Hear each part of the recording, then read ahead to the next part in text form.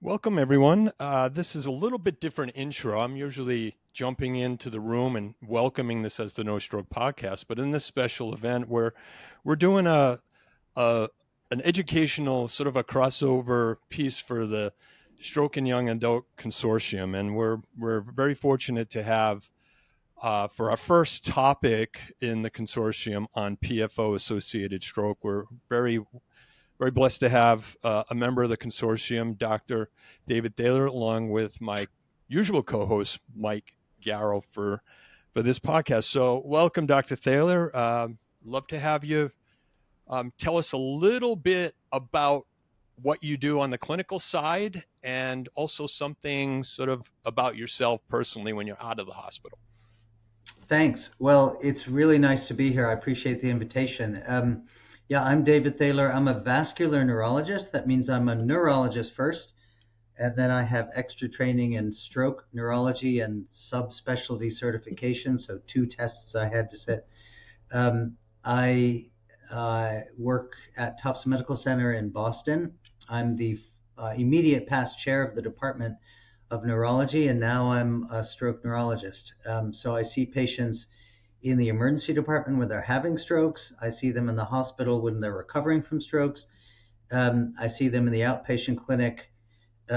People who are concerned about their risk of stroke, and we try to reduce that as much as possible. And obviously, after someone's had a stroke and been hospitalized and gone to rehab and recovered, then secondary prevention, meaning preventing a second occurrence of stroke, is another one of my specialties. So I see patients in the outpatient and inpatient setting, in the adrenaline rush of the emergency room, as well as in the outpatient clinic with families and friends who also come with them.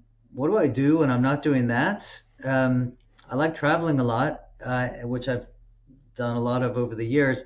I guess the thing that's keeping me busy in the last year or so has been a return to my incredibly excellent tennis game, which I played a lot in my youth. I abandoned for a while, and now I'm back. Okay. Tennis, not pickleball, tennis. Not yet. Okay. There is a tension between tennis players and pickleball players. I've heard that. Frankly, I'm not sure I have that strong an opinion one way or the other. I've never stepped foot on a pickleball court. They haven't yet interfered with my tennis courts, so Perfect. Perfect.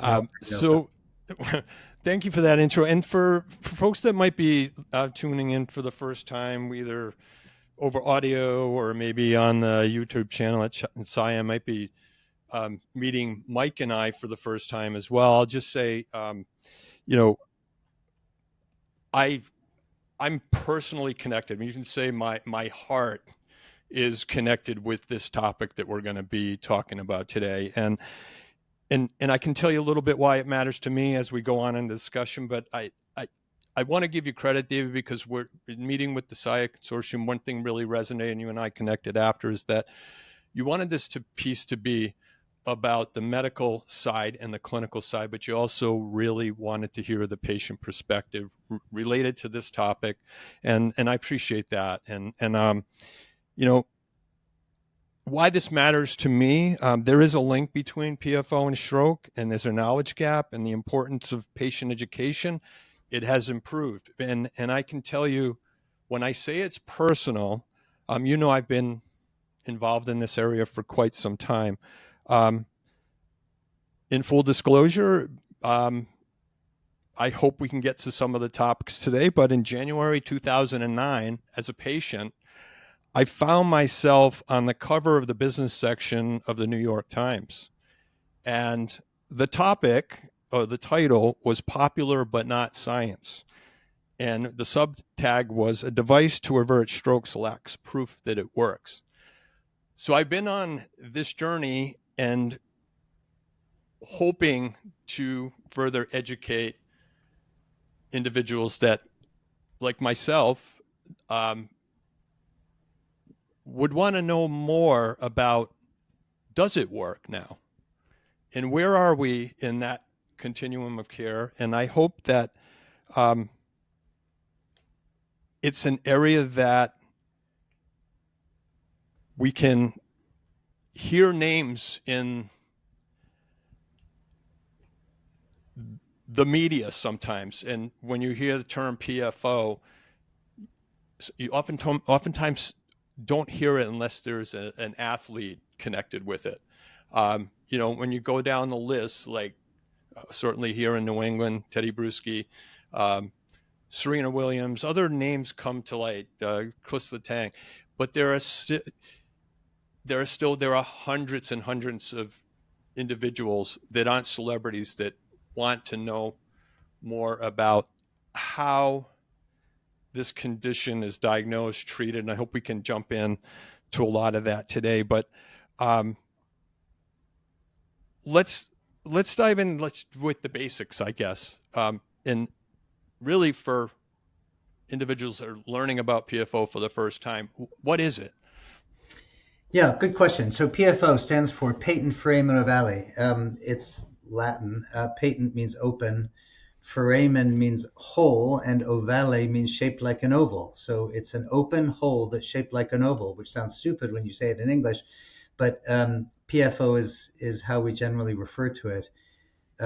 It's a normal structure in the heart. In fact, as a fetus, we all have them. We have to have them in order for normal fetal development. And in fact, when I'm seeing patients in the clinic and they're 30 years old and I say, you've had this hole in your heart since before your whole life, because they start out as fetuses. Now, it's a normal part of the circulation as a fetus, but the moment that we're born, it closes. And it's not really a hole so much as a flap. And it's kind of like a shirt pocket and a connection between the right side of the heart and the left side of the heart. So it closes the moment we're born. And in the next few weeks or months, it seals itself up. So there's no longer a direct connection between the right side of the heart and the left side of the heart. We'll talk about why that's important in a bit, I guess. But so it seals itself up in almost everybody, but almost everybody leaves a lot of people. So almost everybody means like 75% of the population, which means that roughly a quarter of the population still have a PFO. It's still patent. It's still open. The foramen ovale is still open. And 25% of the population have it. That's more common than being left-handed. So you can almost say it's normal to have one. And we'll talk about why and how it's associated with stroke, but that's what it is. It's part of the normal fetal circulation, which then gets closed the moment we're born and sealed up in the first few months of life. And how is it that it's diagnosed presenting in the hospital? It's not something you're normally screening for, correct? No, it's a little bit tricky to screen for it. We screen for it somewhat indirectly. What it doesn't do is cause a heart murmur. What it doesn't do, and I'm speaking in generalities here, there's some rare exceptions, but it doesn't cause a heart murmur. It doesn't cause people to be breathless. It's not a hole in the heart that makes babies blue, blue babies and that kind of thing. It doesn't cause heart attacks. It doesn't cause pain. It's just a little tiny channel which has essentially no impact on cardiac function. So people don't know they have them. The 1 out of the 4 of the population don't know they have them, and they won't ever know they have them for almost all of them, because the vast majority of people who have a PFO make it through their life skiing until they're 85 and then get hit by a bus when they're 90, and they never knew they had one. It doesn't do anything to them. And there's a tiny proportion of people who have PFOs who turn into patients when they have a stroke or something like it, that makes us think maybe they do have one of these little holes, a PFO, and that's when we go looking for it. So we look for it in a couple different ways, but primarily it's ultrasound, echo, cardiography of the heart itself. There are a couple of different ways to do echo of the heart. One is across the chest, which is transthoracic. Trans means across, the thorax is the chest. So you can do a transthoracic echo, which will find some PFOs, but will miss half of them. So it's not a great test. It's pretty good when you find it, but if you don't find one, you don't know you don't have it. So a more sensitive test is transesophageal echo, across esophagus, the esophagus, which is the food pipe, the swallowing pipe. Because if you put a little, like an endoscopy tube, kind of like if you're getting an upper GI thing, instead of a camera at the end of it, which is what GI doctors do, cardiologists can have an ultrasound probe at the end of the tube, and then it's right behind the heart. And the only thing in between the ultrasound probe and the heart is the very thin wall of the esophagus, and you get much clearer pictures of the heart that way. So a transesophageal echo is sort of the gold standard or the reference standard right now. There are other ways we can do it with ultrasound in the head, which sounds kind of weird, but there's a way that we do that. And so it's not just the echo either. You have to do echo with a provocative test, which means an injection in a vein of bubbles, little tiny microbubbles. And we identify a shunt or a connection from the right side of the heart to the left side of the heart, because when we inject the bubbles into a vein, all of those bubbles come shooting up into the heart. They're not dangerous because they're little tiny ones. They go into the right side of the heart, and if there's no direct connection through a PFO or otherwise, all of those bubbles would just go into the lungs and disappear. If there is a direct connection, though, with the ultrasound probe in place, looking at the left side of the heart, the left atrium, we can see bubbles appear.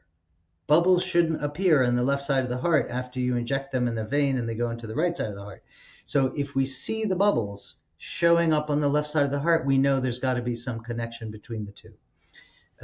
So it's a little bit of a cumbersome test, and it's not part of a normal routine. You go to your primary care doctor for your annual physical, you get your blood pressure checked and your sugar checked for diabetes and that kind of stuff.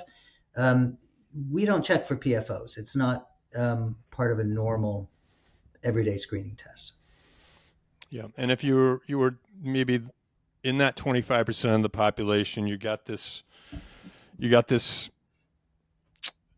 diagnosis, if you will, or you've discovered through your clinical team that you do have a PFO, you're going through these tests. Is there a staging mechanism there on both there's a lot of T's in this, right? There's the TE and the T. Yeah. A lot of T. When is it staged based on the amount of bubbles that pass, and is there a meaning to that? Yeah, good question. So people often ask, do I have a big PFO or do I have a small PFO? And it's true, it's not just a yes or no thing. There are big ones and small ones. And if you think about it, the hole is in a wall that separates the right atrium from the left atrium. Those are the two upper chambers of the heart. And the wall itself is called the septum, which just means wall. So the interatrial septum, the wall between the two atria.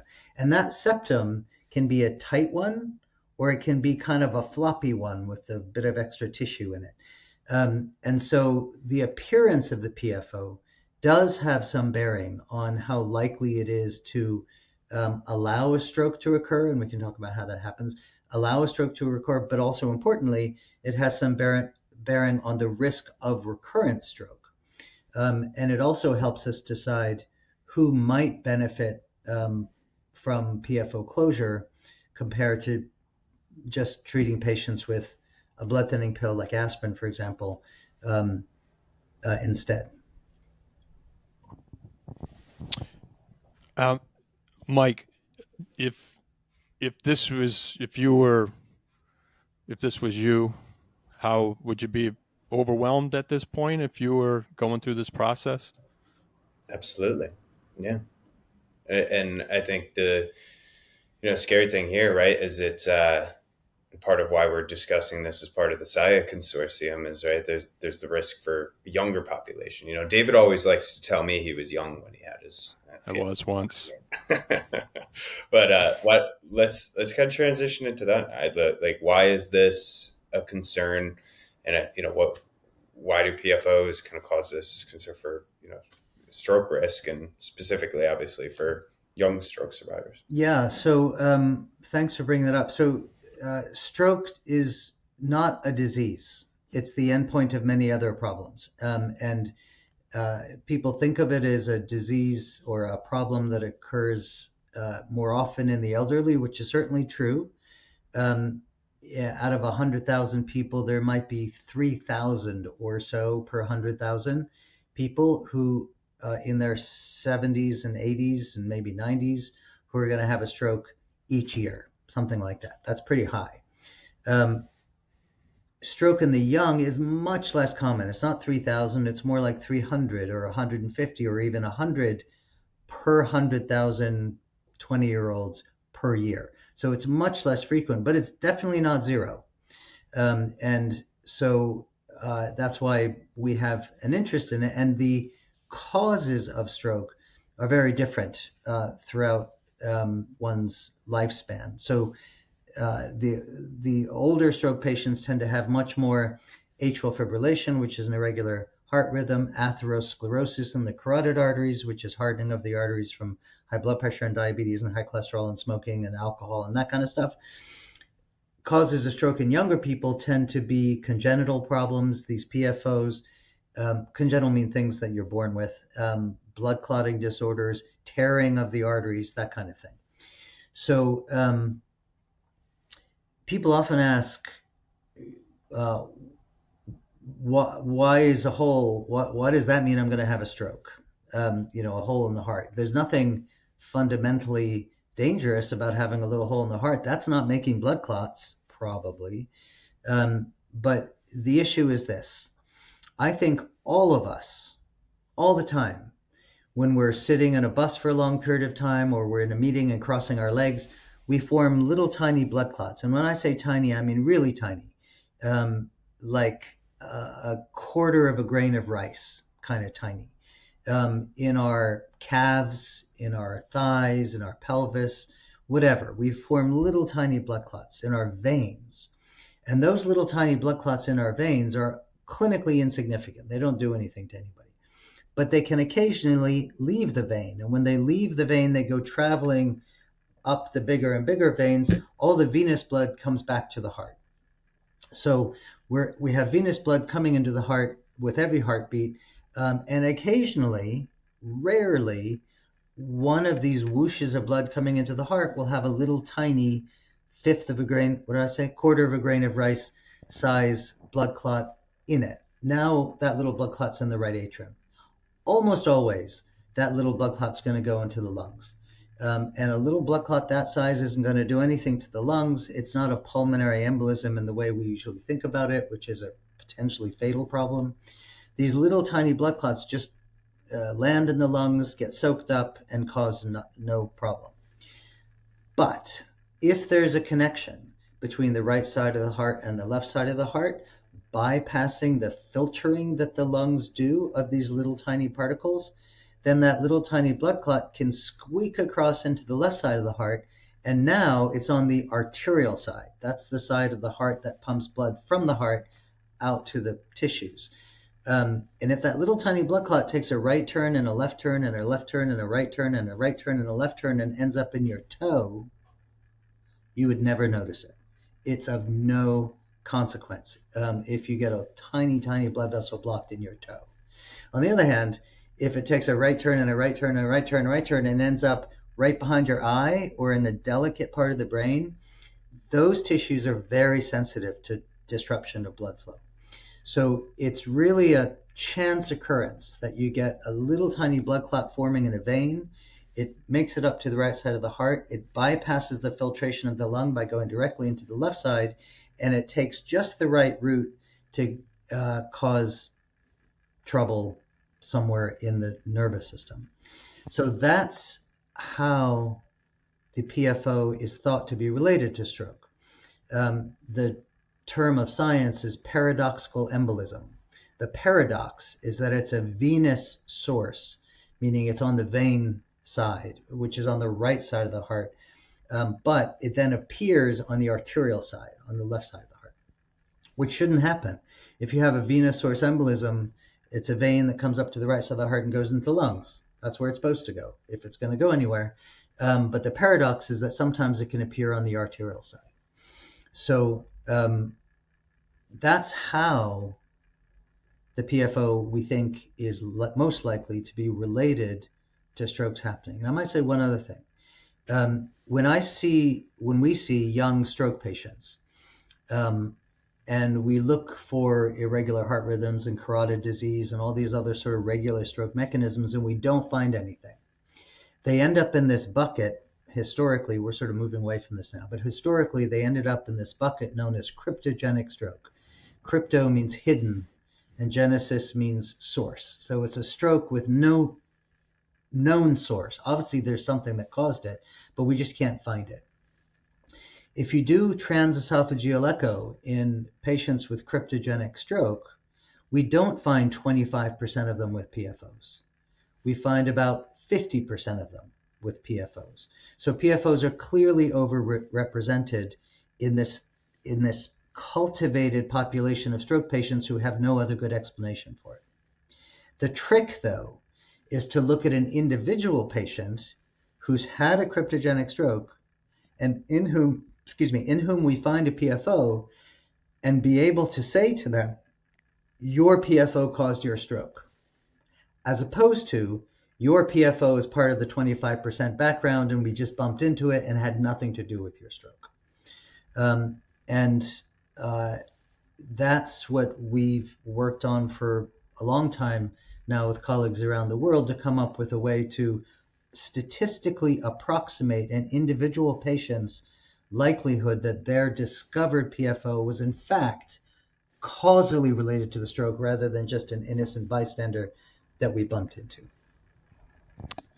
That's great explanation, and then really the term cryptogenic stroke and all those terms, to this day, that term to me still seems scary, right? And I know you mentioned representing, if you were representative of all strokes now, what percentage after workup fall into that category initially? Yeah, well, studies vary and the definitions vary a little bit, but it's not that infrequent. It's like 1 in 3 or so, okay, roughly. It's a little more common in younger patients than in older patients, but it's not a small number. Okay.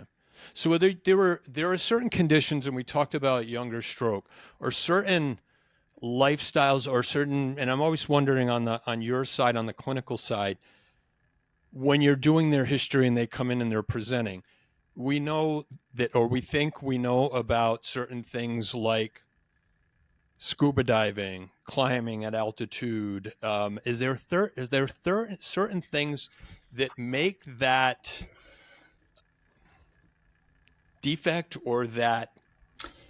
Yeah, so the short answer is not really. And I say that in part because I don't want to freak everybody out who has a PFO, think that they can't live their lives. I mean, the thing is, the formation of a little tiny blood clot the size of a quarter of a grain of rice in a vein that goes up into the right side of the heart, I don't think that's abnormal. I think more likely than not, that's what we all do. The defect is that it can just jump across. Now, is there anything that can increase the chance of that happening? Yeah, we could imagine some. So being dehydrated on an airplane and sitting for a long period of time, that might predispose you to making a blood clot in your leg. Anytime you do that bearing down move, like if you cough or sneeze, or you pick up something heavy, or you sit on the toilet and push, that kind of stuff, that increases the amount of blood that shunts across a PFO. So yeah, you could say, if you've been on a long flight and you're dehydrated because you drank coffee and alcohol in the whole flight, you shouldn't pick up your heavy bag at the airport.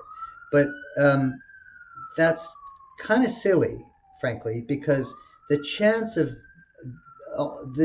so minuscule that these little things are going to arrive just in the right time or the wrong time, that you're going to actually push it across at that point, that if you live your life trying to avoid doing that bearing down maneuver, you'll drive yourself crazy. Every time you bend over and tie your shoes, you're going to think, uh-oh, I'm feeling a little tight. I'm going to pop open my PFO or something.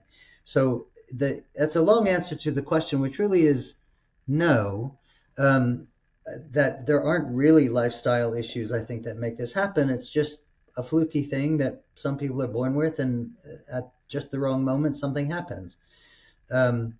Which isn't to say that there aren't good practices just for life anyway, things that your mother told you. Don't smoke, eat well, drink in moderation, exercise, avoid being overweight as best as possible. If you have high blood pressure, treat it. If you have high cholesterol, treat it. If you have diabetes, treat it. That kind of stuff. But for provoking a PFO related stroke, it's not really primarily a lifestyle problem. And not to put Mike back on the hot seat here as the patient, but we go through that workup and we see that Mike has the bubble study, he's had the tests. Is there any other testing that a patient new to this would go through as next steps? I know personally I had to wear a Holter monitor for a period of time. And why would I do that? Yeah, so that's not next steps, that's first steps. So First steps, remember, okay. we see a patient who's had a stroke. We make a diagnosis of stroke because it's a sudden onset neurological deficit. They're paralyzed on one side or can't talk or whatever. We can see it, something on the scan. That's when the story starts. So now you're thinking, okay, there's a blood clot that showed up in a little blood vessel just on the edge of the brain. Where did it come from? So what's the source of the embolism? That's the sort of trick.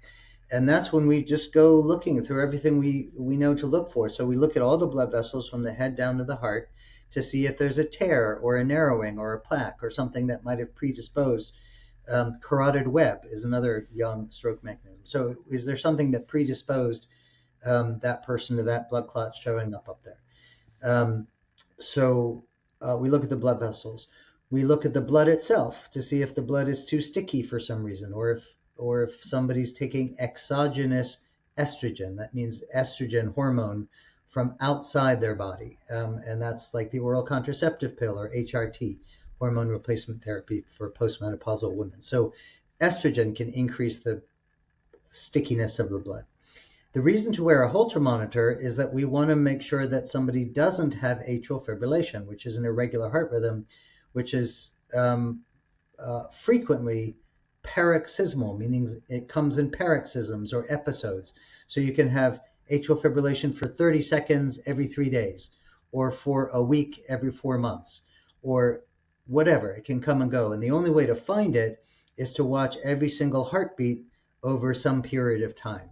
And we can do that by a 24-hour Holter monitor with like a cassette recorder, kind of old-fashioned thing. We can do it now with these little stickers, which have a 2-week battery.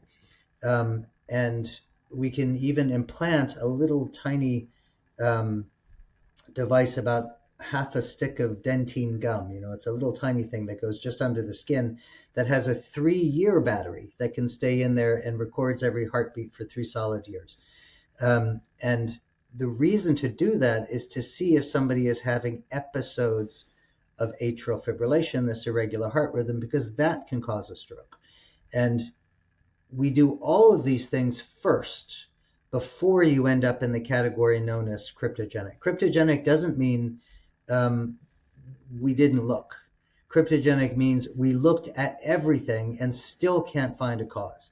That's when the PFO story gets started. The PFO story, historically, it might be changing a little bit, but historically, we only considered PFO as a likely mechanism for an individual patient if they didn't have carotid disease and a carotid web and small vessel disease and atrial fibrillation and all this other stuff. And then we did the echo, find the PFO, and that's when we try and figure out whether their PFO caused it or whether it was an innocent bystander. So the investigations that a stroke doctor does are really aimed at uncovering the cause of stroke. And it's when we can't find anything and then we have a known PFO that we think the PFO might be relevant. Okay. So what would be next? if this was presented, and Mike, I'm putting you on the hot seat again, you have this in front of you, and how do you talk to the patient about what's next? Mike's an active basketball player, bumping people around a lot, very active in what he does in and out of his day job. How do you have that conversation next about medical management, or perhaps talking about device closure? Yeah. So the important question, and the question that I think is on everybody's mind, I mean, once the stroke happens and you get it treated emergently, or you don't, and you've recovered, there's nothing that we can do for that stroke, right? That's happened. It's done. You either are back to normal, which many people are, especially young people, they can do very well, or you're left with tingling or slurring or weakness somewhere or whatever. That's done. The issue is, what's the chance of having another one? That's what's bugging people, right? It's freaky enough to have one. Yeah. But the question really is, well, am I going to have another one? Or was that it? Am I done? Because there are diseases that come once, typically, and you don't get them again. So this is one of the other things that we've learned over the last 20 years about PFO, with big sets of patients and following them for long periods of time. It seems like that the risk of having another one is somewhere on the order of 1 to 1.5% per year. So that means if you take 100 patients with a PFO-related stroke, and you follow all of them for the next year, 1.5 of them will have a stroke that next year. That's pretty low, but if you were told that when you get on an airplane, out of every 100 airplanes, one of them's going to fall out of the sky, you'd be a bit freaked out about getting on any airplane. So it's a low number, but it's still pretty high. Now that's per year. How about the next year? It's probably another 1 or 1.5%, and the year after that, it's another 1 or 1.5%, and we're talking about young patients. So, or young people. So let's say somebody's 40 and they've got 60 years ahead of them. Does that mean they have a 60 to 90% chance of having another stroke? Maybe. We haven't followed people for 60 years. But what we haven't seen in the studies that have looked at it is any change in the frequency of stroke as years go by. It just seems to march along at about a 1% risk of recurrence. So that's what we're fighting against. The question then is, can we change that number? Can we turn that number from 1% to 0.5%, or from 1% to 0.1%? We can't make it go to 0%.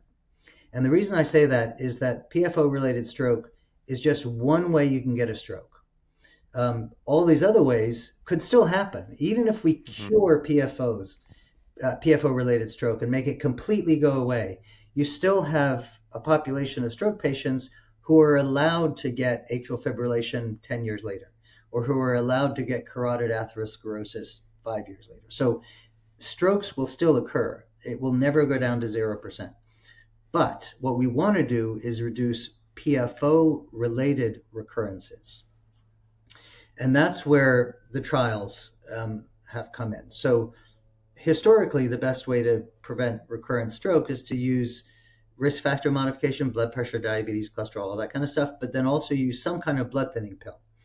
And the options for us for thinning the blood are either the antiplatelet drugs. The platelets are the clumpy parts of the blood that start blood clotting, and the most common antiplatelet drug is aspirin, and then there are a few others.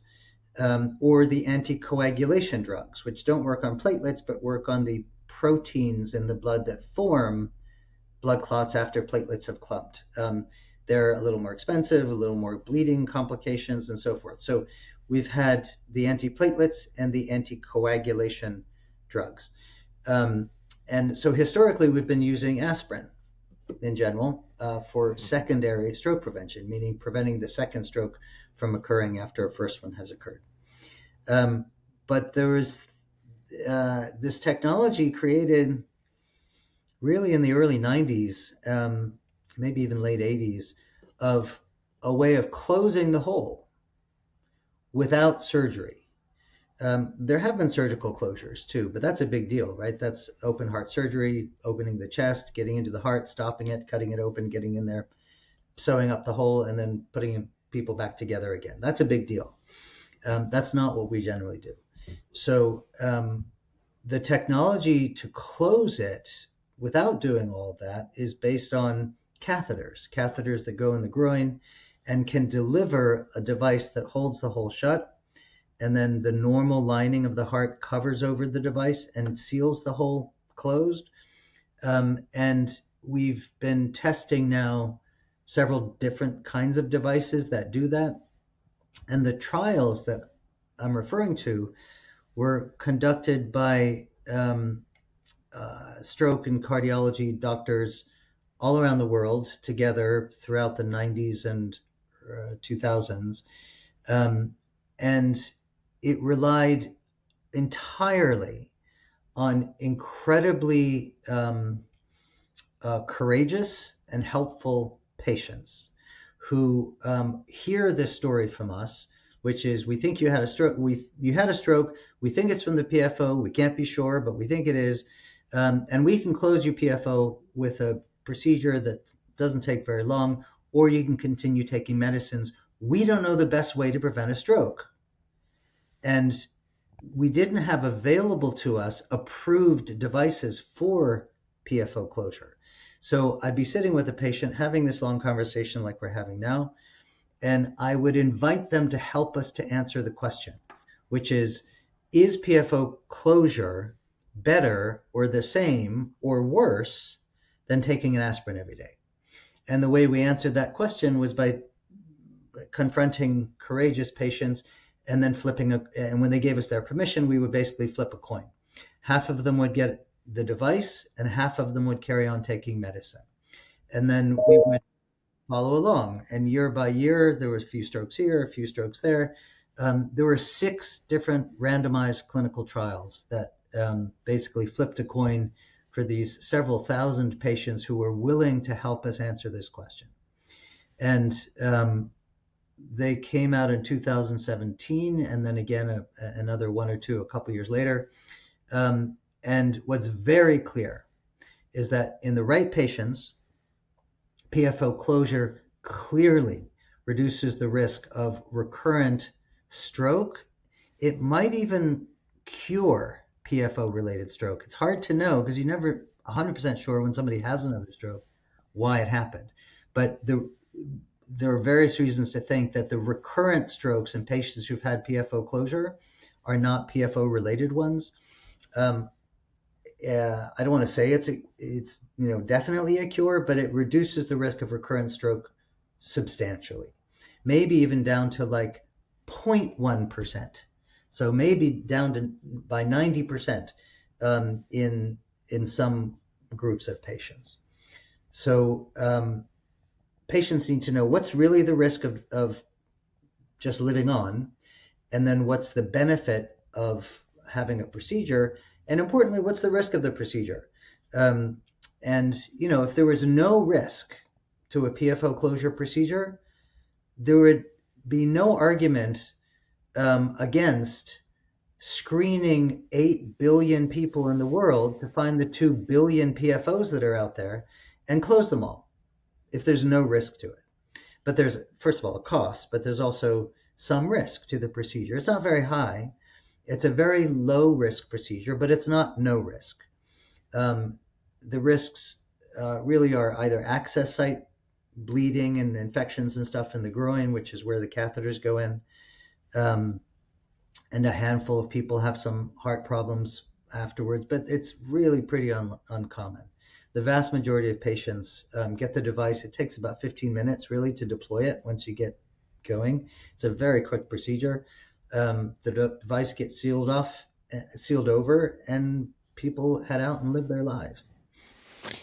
And so I fell into that category of the early folks that were sort of in that gray area and trying to decide. And I I wasn't educated on the fact that I was enrolling perhaps in a remote clinical trial versus I was in that block of right on the cusp of the, help me with the term, the humanitarian HDE exemption. Yeah, well, that's not a clinical trial. I mean, so Yeah. I'm sorry to interrupt. An HDE, a humanitarian device exemption, is a specific program that the FDA has for diseases that seem urgent and important that have a treatment that might work, and people are allowed to kind of try it, even though we don't know, the clinical trials hadn't been done, the data set that would tell us this is better than that or the same or worse, those data sets weren't available. So the HDE allowed early access for some people to get devices that we just didn't have much information on. Yeah, and I think you did a great job explaining the procedure. And can we talk a little bit about what happens after that? What is there a complementary medical management that continues? You factoring in there was a stroke, you're moving forward. Can we talk maybe short term immediately after the procedure? Are there any guidelines for returning to normal activity, and then with and without what medications are still needed perhaps? And I know it's Yeah, probably an individual condition with everyone's other underlying maybe other medical complications that they might have, but what's typical for a young survivor that had this procedure and then as you're discharging them? yeah. So that's a really good question. Remember what I said earlier, which is that this is a statistical game, right? We weren't there when that little tiny blood clot jumped across and went up into the head. We're presuming that's what happened based on uh, various statistics that we have available to us to tell a patient there's a 60% chance that your PFO caused your stroke, or a 70 or a 90% chance or a 10% chance. So we have that available to us. What we can't say is that there was a 100% chance that your PFO caused your stroke. I'm going to get to the medical management in a second, but this is an important concept. If, say, you're a patient, you had a stroke, you have a PFO, you come to me and I tell you, I think there's like a 70% chance that your PFO caused your stroke. We're going to close your PFO. That's great. I do that, and I think that's all logical. The problem is there's a 30% chance that it wasn't the PFO. And if we close the PFO and sort of medically bless the patient and say, now you're cured, then they won't get the benefit of conventional secondary stroke prevention guideline-directed treatments like aspirin or statins or aggressive blood pressure management or smoking cessation advice. I mean, they might get some of that, but I'm really talking about the medical management, meaning pills that you take, to get back to your question. So the trials, by the way, were not PFO closure versus medical therapy.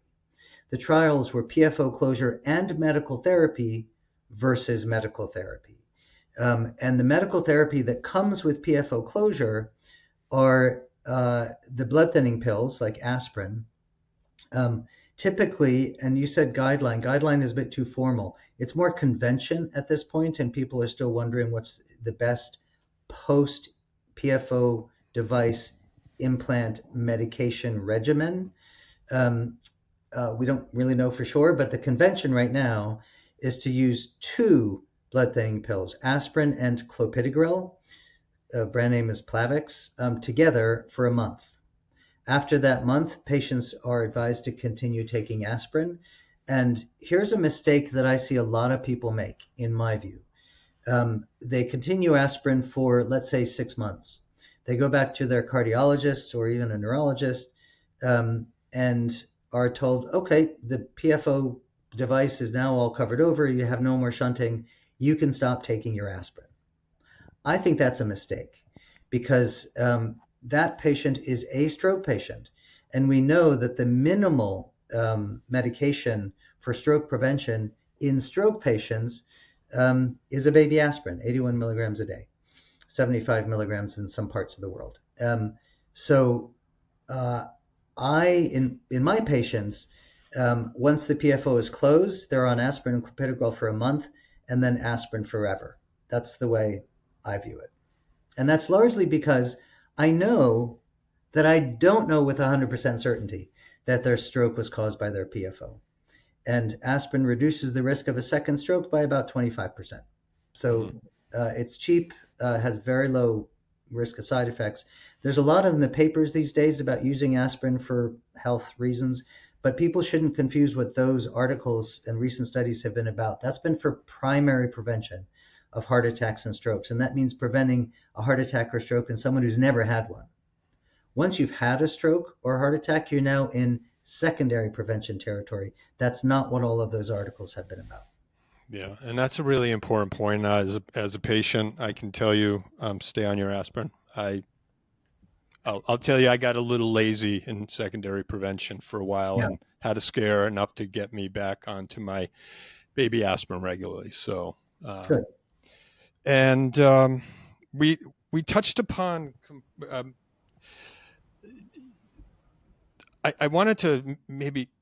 Can we talk a little bit about the RESPECT trial? Do you feel like, for me, that was a big deal, so much so that I flew to Washington to testify and give the patient experience.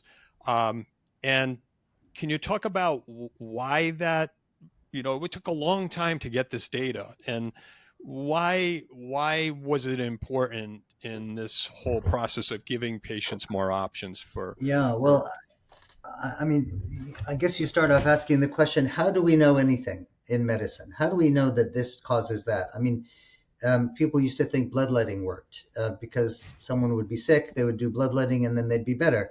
And it turns out it was in spite of the bloodletting, not because of it. But people thought that's what was doing it. We know things work. The best way we know things work is by taking a group of people with a problem, randomly splitting them into two, not letting them choose, not taking the older ones or the younger ones or the ones who are healthier or bedbound or whatever, but we flip a coin and randomly split them. So the only thing that separates those two parts of that one group is the treatment that they get. That's a randomized clinical trial. So you take a group of PFO-related stroke patients, flip a coin, split them in two, half of them get the device, half of them get medicine, and then you follow them along. The RESPECT trial was the biggest of the 6 randomized trials. It wasn't the first. The first one was actually a negative trial, meaning it did not show a benefit of PFO closure, and that had to do with some peculiarities of the trial. But this was the biggest trial that followed patients for the longest period of time. The average was 5 or 7 years or something. We had some patients out to 13 years of follow-up. And why did it take so long? It took a while for a couple of reasons. One is that during the course of recruitment of the trial, there was some availability to PFO closure devices, not PFO, to devices that could close a PFO, even though they weren't PFO closure devices. They were designed for other parts of the heart, but you could sort of put it into the PFO.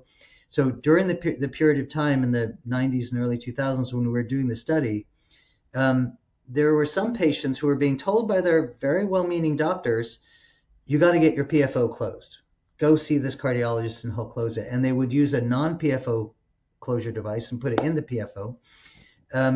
And that was advice that was not based on the best kind of data. That was based on, our best hunches. And I'm not saying it was wrong. And in fact, it turns out it was probably right. But at the time we were trying to convince patients of what we saw as the truth, which was we didn't know the best answer. We didn't know the right treatment.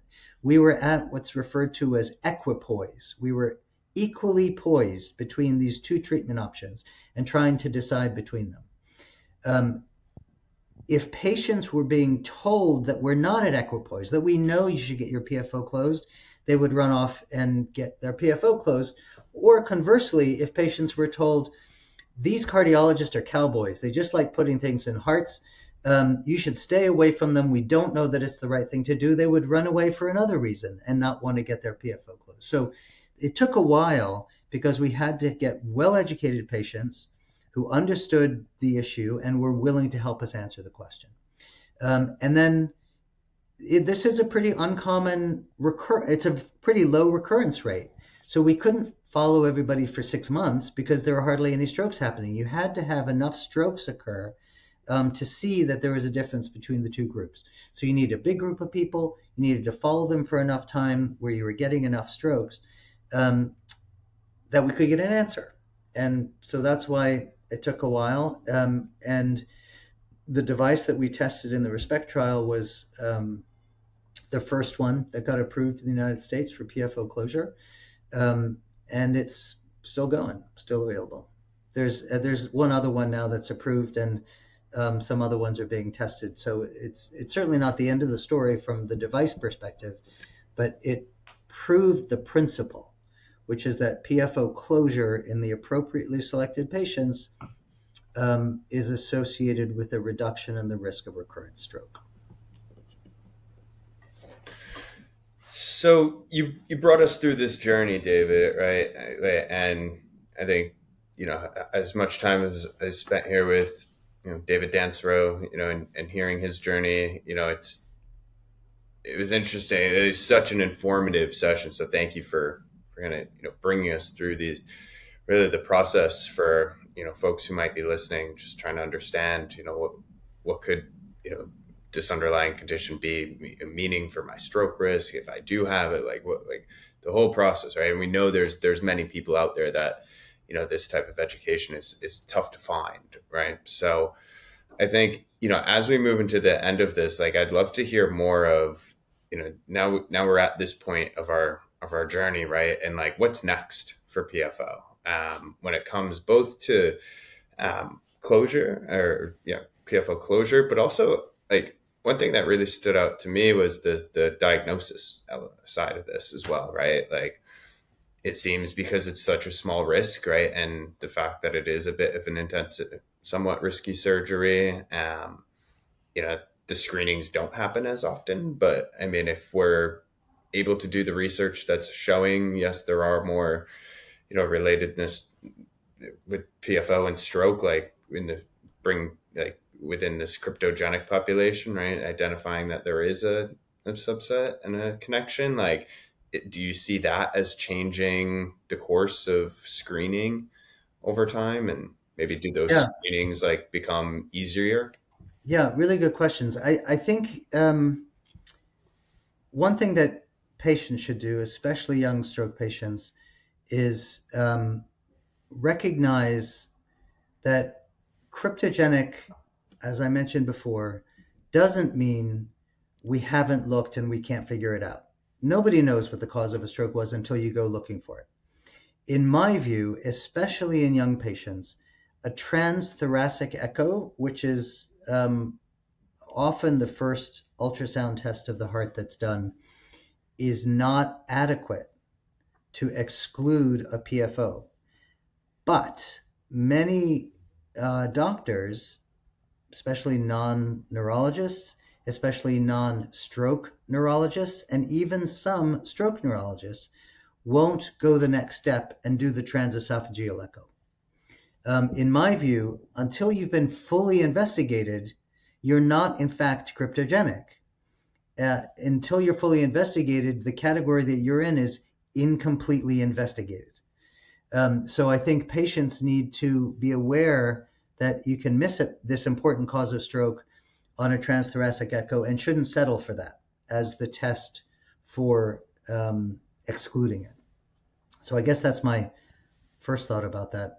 I think going forward, we still have a bunch of unanswered questions. So one of them, remember, this is a stroke mechanism that's much more common in young stroke populations than in older stroke populations.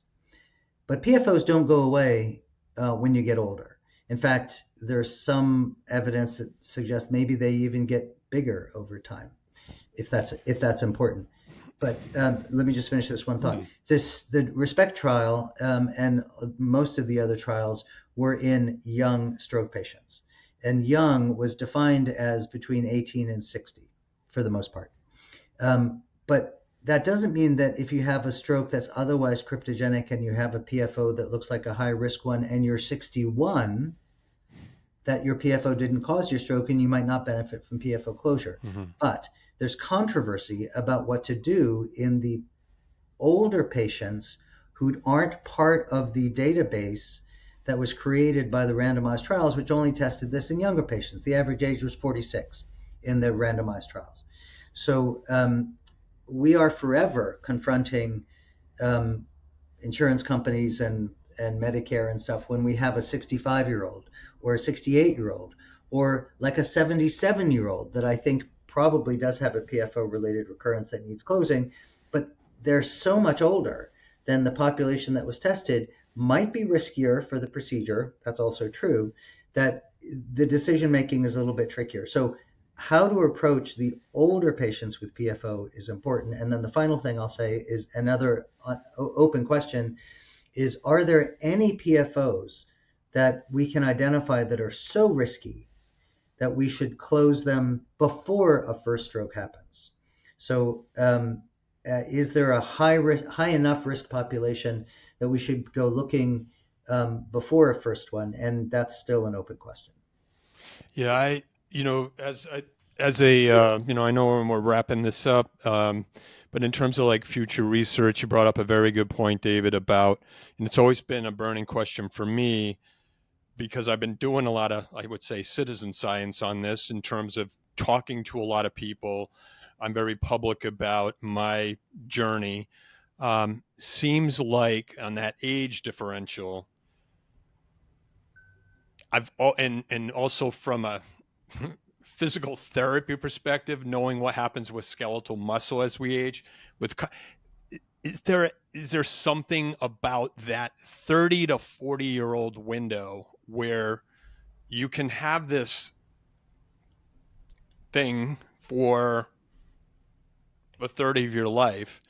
And mine was in my 30s, but I can also say, like, I know so many other individuals that this first becomes an issue in around that time. Is there something, you said that there's a potential that as you get older, we don't know if that flap or that hole can change shape or get bigger? Is that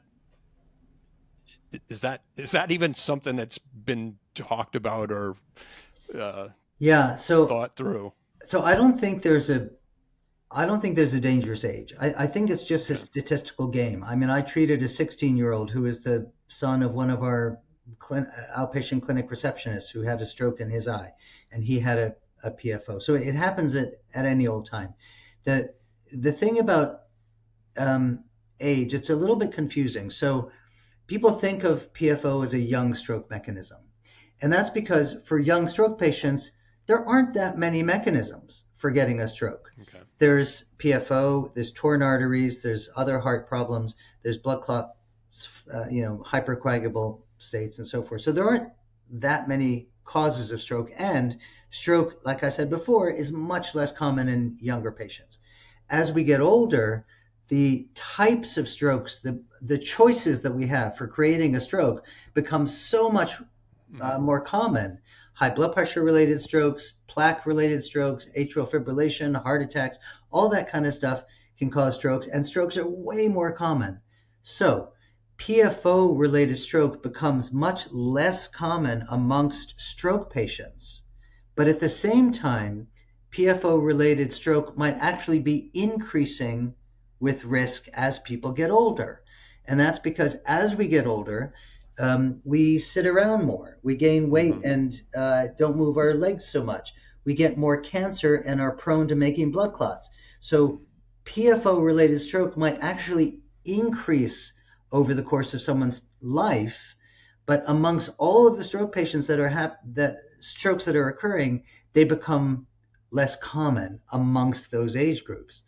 And so it's not that there's something magic on your 61st birthday that your PFO closes and you can't have one anymore. Okay. In fact, they might be getting riskier. And this is a bit of a tricky nuance that people have a hard time with. What we don't know, and this is where we have to practice the art rather than the science of medicine, is what's the risk and benefit of closure in patients who are older. There's no question that people get PFO-related strokes when they're older than 60. But there is a question about how risky is it to close PFOs? Is it riskier if you're 70 than if you're 40? Maybe. And so we need to take that into consideration when trying to figure out what to do with them. Okay. And I mentioned I've been waiting a long time for this interview, so I want to sneak in 2 more quick questions. Oh, yeah. One, and it's sort of another wish thing that I wish they did more on the patient side for the families, and to maybe it's more research to talk about or look at the potential migraine PFO connection, and also is there a genetic component for family members? Yeah, so the migraine story is a little bit complicated. Like with the stroke story, PFOs are more common in people who have migraine. There's no question about that. PFO is even more common in people who have migraine with aura, and the aura refers to the neurological symptoms that can precede the headache part of a migraine. Typically, it's flashing lights. Some people get tingling in a hand. Some people get speech problems. So migraine with aura is related to PFO, and we think we kind of understand why it might happen. There have been a couple attempts at testing PFO closure as a treatment for migraine prevention, and the trials that did that in general didn't show that PFO closure was useful for migraine prevention. It doesn't mean that it might not still be in the right patients. And there are other studies going on now looking more carefully at a more select group of patients who really might benefit from PFO closure. And all of us who are in this business who see stroke patients who get their PFO closed know some of those stroke patients used to have migraines. And so many over the years, in my experience, have come back and said, once the PFO got closed, my migraines went away. I didn't tell them that. They just came back and said they just went away. Yeah. So for some people, it will probably be a useful therapy for migraine prevention. You don't want to do it if you get 2 migraines a year. It would be overkill in my view. But if you get 2 headaches a week that are 2 days each, 1 day of which you're in a dark room vomiting and not doing what you're supposed to be doing, in those patients where the frequency is so high and the migraine disruption is so great, it might be worth considering something like PFO closure, but we're not there yet. Okay. And the other question was about on the genetic, but just one add the patient side of that. I went from 4 to 5 debilitating migraines a year post closure. I'm going to knock on wood right now, but I haven't had a single migraine in 17 there you go. Plus yeah, years. And we've all seen. Yeah, we heard stories from people like you who tell us that. Yeah. So to me, that's just like, I wish we were studying that a little more, but I know it comes at a cost, right? With clinical trials but the genetic side from a parent perspective, that you've survived a stroke, you're elected for closure or medical management, and then you're raising children, and should you be concerned? So I'm gonna answer a different question first, and then answer your question. The different question is about pregnant women who have PFOs. So during pregnancy, there are lots of blood clots forming in veins and stuff. You get varicose veins and you get little blood clots forming. And if you have a PFO and you have blood clots, and then you go and have a normal delivery where you're pushing and increasing the shunting, there is a theoretical concern that might increase the risk of stroke. And so women who happen to know for whatever reason that they have a PFO will sometimes come to a PFO doctor and say, can I have a normal delivery? Or do I have to have a cesarean or something like that? Mm-hmm. And the way I think about it is that 25% of all babies that are born to women who have PFOs, and they're not all having strokes. So the vast majority of normal spontaneous deliveries are not complicated, whether you have a PFO or not. And so I don't know that PFOs need to be closed in that circumstance. So in general, I try to be reassuring and tell people to live their lives. So that didn't answer your question, though. If I or you have a stroke and you have 13 brothers and sisters and 5 kids and 2 parents and 20 cousins, should they all be screened for PFO? My short answer is no.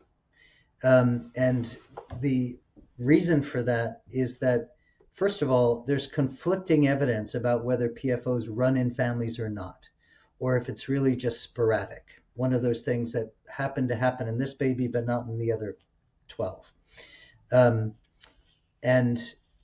How would we know that? We would know that by doing transesophageal echoes or transcranial Doppler bubble tests, looking for shunts in family members of patients who had a PFO-related stroke or something like that. And there have been small studies like that, and they're a bit conflicting. A fairly recent one suggested that there is a higher risk of discovering a PFO in family members. Other studies have suggested there isn't. But let's say you do the screening in your 12 brothers and 3 of them have a PFO. So what? What are you going to do about it? We don't give aspirin for primary stroke prevention in patients who have PFO. There are some circumstances, and we can talk about scuba diving if you like. Scuba diving astronauts do scuba diving like decompression and stuff. So there might be some reason to want to know about a PFO in a person, not a patient, right? In somebody who hasn't had a stroke yet.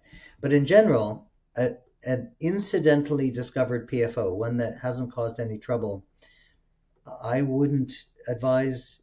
I don't know that I can advise anybody based on the literature that we have that they should be doing this or that or the other, anything beyond what their mother told them to do anyway, which is don't smoke, don't drink too much, exercise, eat, all that stuff. So, so my short answer is no. Seems like it's a game of chance. It's a game of chance. Yeah.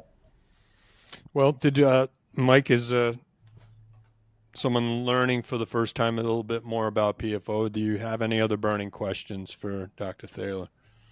No, I think you covered it. I mean, I'm sure what'll be cool now with our new, YouTube channel up is, we'll have a comment section. So if folks do have, specific questions, drop a comment there, and, either David and, we'll be able to, find a way to reach out and hopefully, have a bit of a two-way conversation here with our audience. So, yeah. And we always want to give our guests the last words. Before I do that, I just want to make sure, because I forgot at the beginning, to thank another patient stakeholder and member of the SAYA Consortium, Rory Polera, for reading through and reviewing the questions that were part of today's presentation. So thank you, Rory, and I'll encourage folks to, Rory's going to be sharing more of his personal stroke story and journey too, through the the educational part of the SAYA Consortium as well. So look for that. And David, last words. What did we miss, or what else do you feel that you'd like folks to know? Well, we've only been talking for an hour. We could go on for another 12. There's lots more we could talk about. But I guess the one thing I would say is thank you for a thoughtful and intelligent way of going about thinking about this. I've seen over the years, patient reports and anecdotal stories and people saying, well, my doctor said this and I'm taking vitamin B and whatever. And all that kind of anecdotal stuff is, completely understandable that people reach out and search for that. But anecdotes is not, what is it? The plural of anecdote is not data, something like that. and we have to be thoughtful about the information that we do have, how reliable it is, and how we use it. And I think this kind of discussion is really helpful. Um, and uh, and so, thank you for helping to put it together. Thank you for saying that. It really is an important point. One of the reasons why I'm still involved with Mike in this, because there is, to your point, although sometimes well-intentioned, you can Google this in a Reddit forum or wherever, Right. and sometimes it's a patient, and I don't do as much as I had to back away from that because it got a little too personal. And part of me wanted to say, no, you shouldn't be saying that. You are not. You don't know this person. You don't know. It's up to their clinical team. So get some. And I would sometimes. So I think I just really thank you for doing that and mentioning that, and also being open to doing this, having dialogue between patients, care providers, and clinicians, so that we have that complete picture. So thank you, David.